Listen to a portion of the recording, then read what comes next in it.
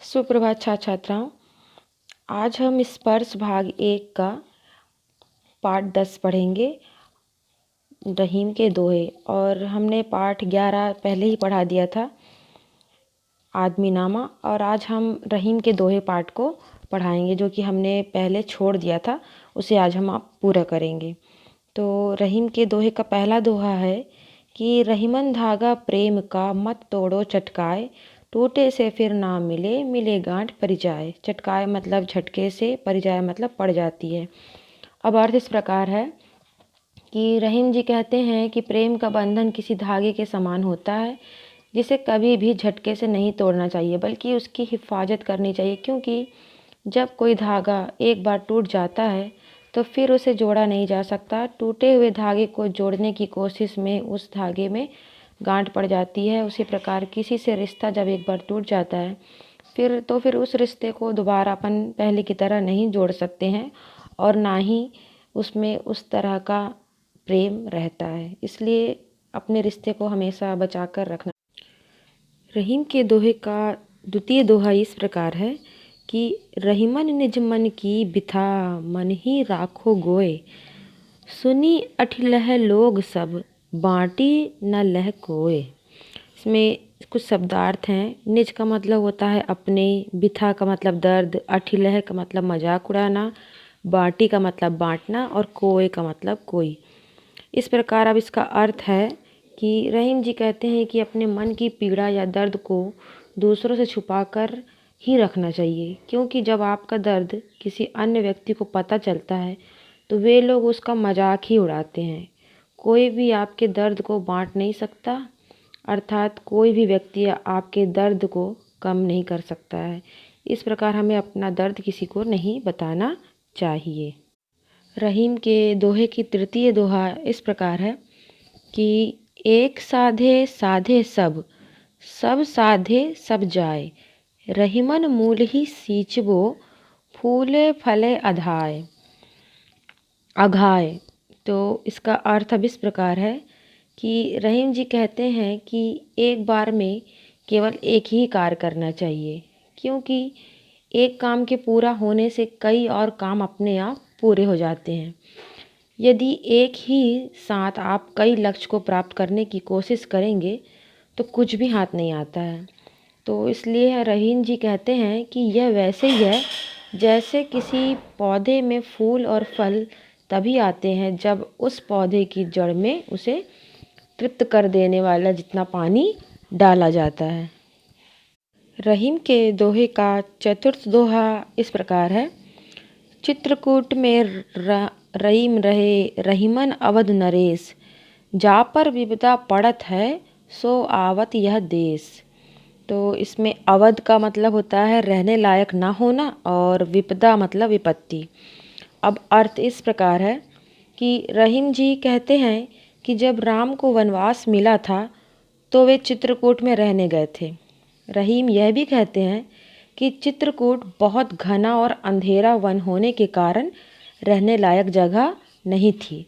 परंतु रहीम कहते हैं कि ऐसी जगह पर वही रहने जाता है जिस पर कोई भारी विपत्ति आती है। कहने का अभिप्राय यह है कि विपत्ति में व्यक्ति कोई भी कठिन से कठिन काम कर सकता है और कर ही लेता है।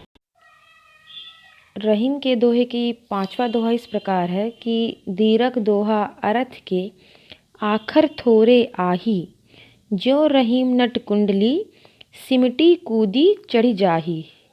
तो इसमें अर्थ का अर्थ होता है अर्थ, और आखर का अर्थ होता है अक्षर शब्द, थोड़े का थोड़े या कम।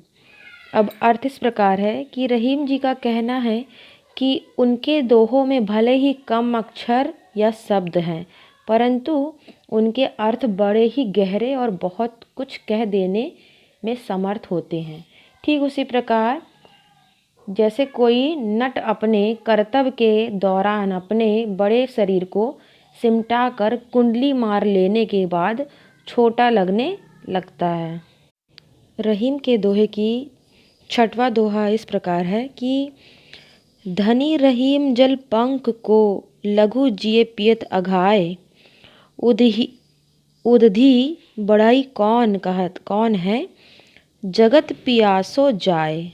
तो धनी का मतलब होता है धन्य, पंख का मतलब कीचड़ और लघु का मतलब छोटा, उदधि मतलब सागर और प्यासो मतलब प्यासा। अब अर्थ इस प्रकार है कि रहीम जी कहते हैं कि कीचड़ में पाया जाने वाला वह थोड़ा सा पानी ही धन्य है, क्योंकि उस पानी से न जाने कितने छोटे छोटे जीवों की प्यास बुझती है। लेकिन वह सागर का जल बहुत अधिक मात्रा में होते हुए भी व्यर्थ होता है, क्योंकि उस जल से कोई भी जीव अपनी प्यास नहीं बुझा सकता, क्योंकि सागर का जल बहुत ही खारा होता है। रहीम के दोहे का 7वां दोहा इस प्रकार है कि नाद रिझि तन देत मृग, नर धन देत समेत, ते रहीम पशु से अधिक रिझहो कछु न देत। नाद का मतलब होता है संगीत की ध्वनि और रिझि का मतलब होता है मोहित होकर या खुश होकर। और अर्थ इस प्रकार है अब कि रहीम जी कहते हैं कि जिस प्रकार हिरन किसी के संगीत की ध्वनि से खुश होकर अपना शरीर निछावर कर देता है, अर्थात अपने शरीर को उसे सौंप देता है, इसी तरह से कुछ लोग दूसरों के प्रेम से खुश होकर अपना धन इत्यादि सब कुछ उन्हें दे देते हैं। लेकिन रहीम जी कहते हैं कि कुछ लोग पशु से भी बदतर होते हैं, क्योंकि जो दूसरों से तो बहुत कुछ ले लेते हैं, लेकिन बदले में उन्हें कुछ भी नहीं देते हैं और उनका पूरा तरीके से उपयोग भी कर लेते हैं। रहीम के दोहे का 8वां दोहा इस प्रकार है कि बिगड़ी बात बने नहीं, लाख करो किन कोय, रहीमन फटे दूध को मथे न मक्खन होए। तो इसमें बिगड़ी का मतलब होता है बिगड़ी, फाटे दूध मतलब फटा हुआ दूध और मथे मतलब मथना। अब अर्थ इस प्रकार है कि रहीम जी कहते हैं कि कोई भी बात एक बार अगर बिगड़ जाती है तो लाख कोशिश करने के बावजूद उसे ठीक नहीं किया जा सकता। यह वैसे ही है, जब दूध को एक बार फट जाए तो उसको मथने से मक्खन नहीं निकलता है, क्योंकि फटे हुए दूध का उपयोग दोबारा अपन दूध के रूप में नहीं कर सकते हैं और उससे मक्खन भी नहीं निकल। रहीम के दोहे की 9वां दोहा इस प्रकार है कि रहीम देखी बड़ेन को, लघु न दीजिए डारी, जहाँ काम आवे सुई, कहाँ करे तरवारी। बड़ेन का मतलब होता है बड़ा, लघु का मतलब छोटा, आवे का मतलब आना, तरवारी मतलब होता है तलवार। अब अर्थ इस प्रकार है कि रहीम जी कहते हैं कि किसी भी बड़ी चीज़ को देखकर किसी छोटी चीज़ की उपेक्षा नहीं करनी चाहिए, अर्थात बड़ी चीज़ के होने पर किसी छोटी सी चीज़ को हमें कम भी नहीं समझना चाहिए, क्योंकि जहाँ छोटी सी चीज़ की ज़रूरत होती है वहाँ पर बड़ी चीज़ बेकार हो जाती है। जिस प्रकार अगर हमें कहीं पर सुई का उपयोग करना है तो हम वहाँ पर तलवार का उपयोग नहीं कर सकते, क्योंकि जहाँ छोटी चीज़ से काम हो रहा है तो वहाँ पर बड़ी चीज़ का क्या उपयोग है। रहीम के दोहे का 10वां दोहा है इस प्रकार है कि रहीमन निज संपत्ति बिन कौ न विपत्ति सहाय, बिनु पानी जो जलज को नहीं रवि सके बचाए। निज का मतलब होता है अपना, विपत्ति मतलब विपत्ति, सहाय मतलब सहायता, जलज मतलब कमल और रवि मतलब सूर्य। तो अब अर्थ इस प्रकार है कि रहीम जी कहते हैं कि जब आपके पास धन नहीं होता है तो कोई भी विपत्ति आपकी सहायता नहीं करता है, विपत्ति में आपकी सहायता नहीं करता है। यह वैसे ही है जैसे यदि तालाब सूख जाता है तो कमल को सूर्य जैसा प्रतापी भी नहीं बचा सकता है और कमल सूख। रहीम के दोहे का सबसे अंतिम दोहा जो कि 11वां दोहा है उस इस प्रकार है कि रहीमन पानी राखिए, बिनु पानी सब सून, पानी गए न उबरे, मोती मानस चून। बिनु मतलब बगैर, बिना, सून मतलब असंभव।